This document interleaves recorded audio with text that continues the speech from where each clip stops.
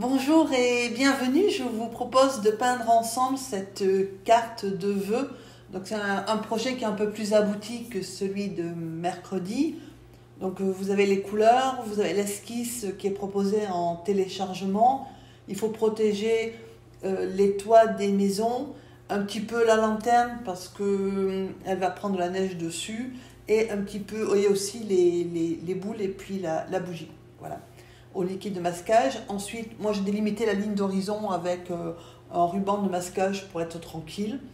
Et donc dans le mouillé, on fait le ciel donc très doux et très avec des couleurs, enfin avec beaucoup d'eau de manière à ce que les couleurs soient très estompées. Donc j'ai mis le jaune, le rose, enfin le rouge et le bleu. Et ensuite forcément le rouge et le jaune mélangés ça fait de l'orange. Et le bleu et le rose, ça fait du violet. Voilà, vous faites votre horizon. Et donc, il faut attendre qu'on passe du mouillé dans l'humide. Si vous ne voyez pas trop de quoi je parle, je vous ai proposé, vous avez le lien qui s'affiche en haut, une vidéo sur justement faire la différence entre les trois états du papier, mouillé, humide et puis sec. Donc là, il faut attendre l'humide. Et dans l'humide, on fait les sapins. Les sapins, c'est le bleu, le rose et le jaune mélangés qui vous donnent du gris, enfin un gris-bleu. Moi, je l'ai plutôt mis gris-bleu. Et où on fait donc nos sapins de façon à ce que justement on les devine dans la brume et dans la neige, puisqu'après on va mettre de la neige.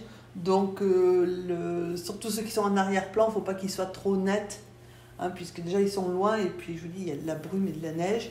Et pour ceux qui sont un petit peu plus près, on met le même mélange mais en un peu plus marron, c'est-à-dire qu'on y rajoute du jaune dedans. Et en fait, le truc, c'est que vous prenez vos trois couleurs et vous équilibrez le mélange selon votre goût, en ajoutant plus de rouge, un peu plus de rouge, un peu plus de bleu. Enfin, ça s'équilibre un peu par petits coups de couleurs. Et donc, la même couleur que les arbres, on la met sur le bois des chalets. Ensuite, on attend que ça sèche. Là, par contre, il faut attendre que ça sèche. Et donc, on fait les branches de conifères qui ornent le tour de la carte. Alors, en sachant qu'il faut qu'elle soit plus claire à gauche qu'à droite, c'est pour ça que là, alors, le vert, c'est le bleu et le jaune. Et donc, j'y ai ajouté un peu plus de jaune. Hein. C'est un vert qui est plus clair que à droite, puisque à gauche vous avez le soleil qui transperce quand même, hein, et alors qu'à droite c'est beaucoup plus sombre, c'est une couleur qui se rapproche plus en fait des sapins qu'on a mis en premier plan et du bois des maisons, voilà, avec quand même un petit peu de vert, mais si vous regardez les couleurs c'est pas tout à fait les mêmes, c'est parce qu'à droite c'est un peu moins éclairé qu'à gauche. Voilà. Après c'est une nuance, hein, vous n'êtes pas obligé de... Voilà. Mais donc ça se fait avec le pinceau numéro, alors un pinceau fin, hein, du 2 ou du 1, alors que jusqu'à présent on est plutôt travaillé avec un pinceau numéro 6. Alors ensuite on passe à la lanterne. Donc la lanterne c'est j'ai mis du bleu, donc là j'ai ajouté du bleu d'outre-mer dans le mélange que j'avais, l'espèce de marron que j'avais fait, de marron gris que j'avais fait tout à l'heure. J'ai ajouté du bleu pour que ça soit...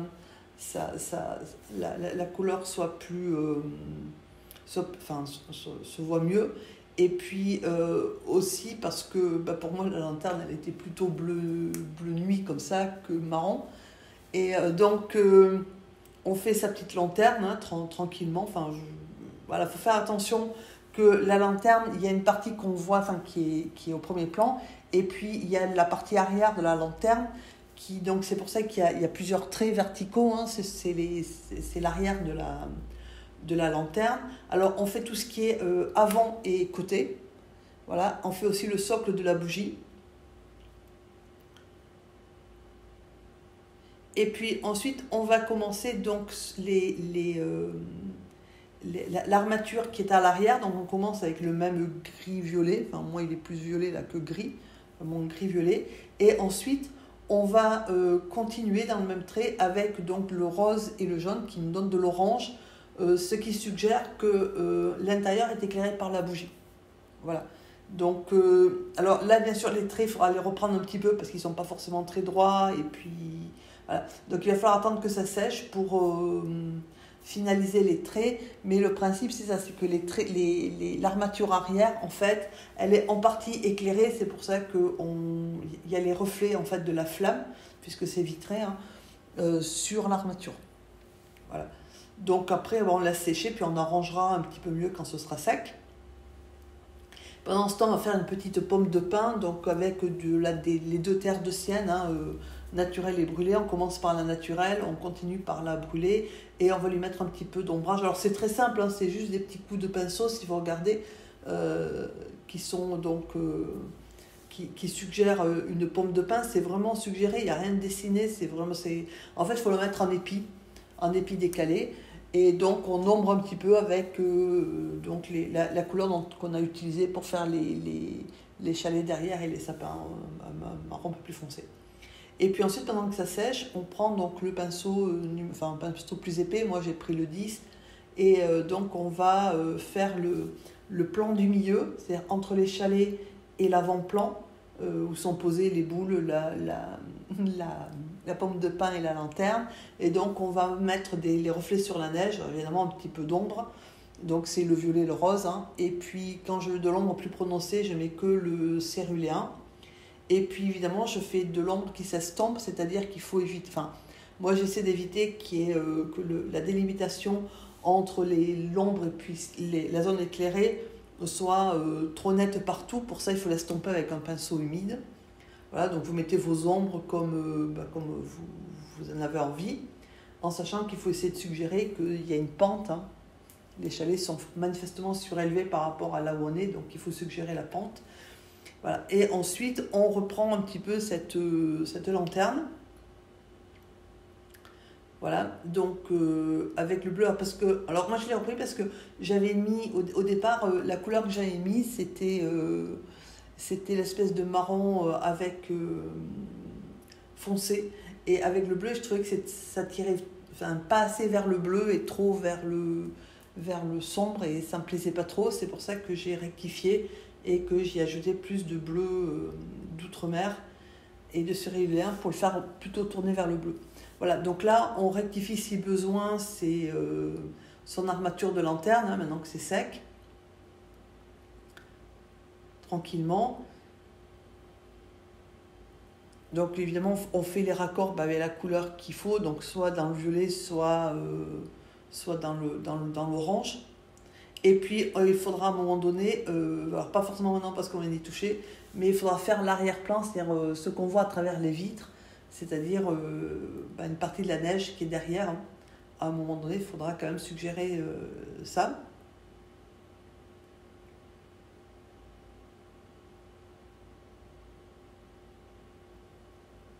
Donc là, j'ajoute un petit peu de terre brûlée pour qu'on voit un peu mieux la coupelle de la bougie. Et ensuite, on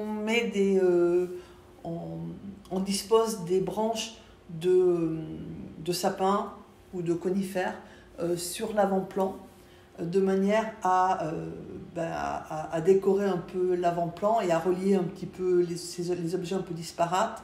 On n'a toujours pas touché aux boules, hein, on fait juste les branches, parce que c'est plus simple en fait. Si vous laissez vos boules qui sont protégées, ça permet de peindre autour sans se poser trop de... Enfin voilà, sans trop se poser de questions.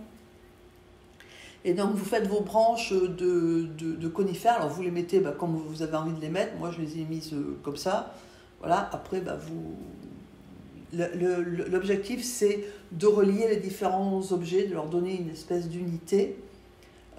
Parce que forcément déjà c'est pas très réaliste dans la mesure où on voit bien, surtout après quand on aura fini avec la neige, on voit bien quand même que la lanterne a priori elle est plutôt posée dehors elle est plutôt en extérieur avec les boules, donc c'est pas d'un réalisme quand même époustouflant, donc je veux dire il faut quand même au minimum relier les objets entre eux, quoi. Voilà. Puis en plus ça fait joli, ça décore le premier plan. Donc voilà, vous faites vos branches de sapin comme vous en avez envie.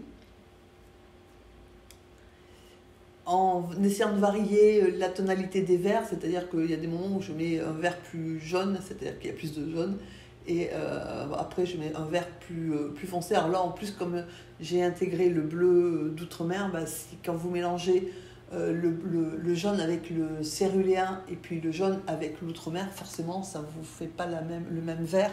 Donc ça permet de faire des nuances de vert. Et ensuite, une fois que c'est sec, on va donc faire le plus facile, en fait, c'est-à-dire les boules. Donc, moi, les boules de Noël, la première, je l'ai faite en jaune parce que je voulais quelque chose qui fasse un écho en diagonale, hein, en matière de composition au soleil qui suggère le soleil à gauche. Donc, je voulais que dans le prolongement, hein, en diagonale, on retrouve le jaune, mais plus intense. C'est pour ça que j'ai fait la plus grosse boule jaune. Voilà. Après, j'en ai fait quelques-unes il y en a une qui est rouge et l'autre qui est orange, celle qui est à côté de la lanterne. Voilà. Donc, on fait sa petite boule, tranquille. Et on va faire aussi la bougie. Voilà. Et puis, donc ça, c'est pas... Enfin, je veux dire, c'est pas forcément le plus... je trouve que c'est une partie qui est plaisante parce qu'on commence à faire les petits détails. Mais voilà, alors là, au niveau de la bougie, pour suggérer qu'elle est circulaire, au milieu, le centre de la bougie est en vertical et jaune foncé, et il s'éclaircit en fait en allant sur les côtés. C'est pour suggérer qu'on a affaire à quelque chose de rond. De la même façon, au niveau des boules, il faut essayer de donner un reflet plus clair à un endroit de manière à suggérer le côté sphérique. Alors ensuite, moi je l'ai décoré. Alors on l'a décoré, c'est-à-dire que j'ai utilisé le fond clair et j'ai dessiné mon espèce de spirale par-dessus avec du jaune plus foncé tout simplement, hein, de manière à donner voilà, faire une petite décoration. Je ne voulais pas utiliser de liquide de masquage, je n'avais pas envie de faire des cristaux non plus dessus. Donc j'ai juste fait voilà, ma petite décoration tranquille, facile. Et ensuite, on fera justement ce qui augmentera le côté sphérique de la boule, puisqu'elle est partiellement dans la neige. Hein. Et on mettra après une décoration avec du doré. Alors, dans le creux de mes branches de pin là, j'ai remis une autre... j'ai suggéré une autre pomme de pin, voilà, ou de sapin. Donc une pomme de pin. Voilà, parce que ça finit bien le côté gauche. Le côté droit, moi j'ai pas mis d'autres éléments à droite parce que justement la boule elle est quand même assez grosse. Donc on aurait pu, hein, mais après on peut. Moi j'ai trouvé que mettre un objet en plus, quel qu'il soit, à droite, ça alourdissait un peu la composition. Alors ensuite on retire le liquide de masquage des toits. Et on y met délicatement et très très peu un peu d'ombre de neige, hein, c'est-à-dire du céruléen avec un petit peu de rose, surtout sur la partie droite du toit et en bas du toit, puisque c'est là où, voilà, ce qui permet aussi de délimiter les toits les uns par rapport aux autres, mais sans plus que ça, puisque c'est des toits qui sont recouverts de neige et en plus qui sont éclairés en diagonale par la gauche. Donc ça, il faut penser à laisser la partie gauche du toit plutôt blanche. Alors pour la lanterne, on retient le liquide de masquage et on va sur la partie blanche, parce que vous voyez qu'on voit le problème du liquide de masquage, c'est que les délimitations sont très très nettes. Voilà. Et donc pour masquer un petit peu ça, j'ai mis donc le même bleu, hein, que j'avais utilisé, d'ailleurs c'est ce qui reste sur la palette, en bleu plus pâle évidemment, puisque je voulais plus pâle, mais de manière à ne pas avoir un gros espace blanc que je ne pourrais pas forcément masquer après. Voilà, donc après, je réajuste mes couleurs en sachant que je laisse un petit peu aussi de reflets. Et le but, c'est qu'on n'ait pas...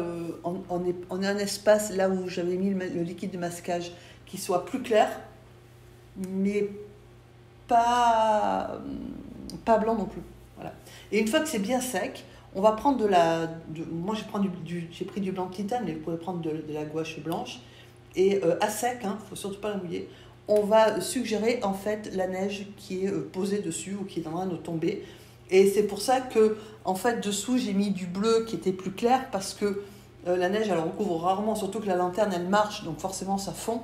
Mais ça veut dire qu'il y a des endroits où on devine la lanterne dessous, c'est la partie qu'on a mis en bleu plus clair tout à l'heure. Voilà. Donc après, vous mettez votre neige sur les objets. Alors la lanterne, les boules, les pommes de pin, les branches de pin. Enfin bon, voilà, vous mettez votre neige que vous avez envie de faire. Et ensuite, faites des projections. Donc là par contre, il faut ajouter de l'eau pour faire les projections. Vous ajoutez votre peinture liquide et vous faites vos projections voilà, de manière à suggérer la neige qui tombe.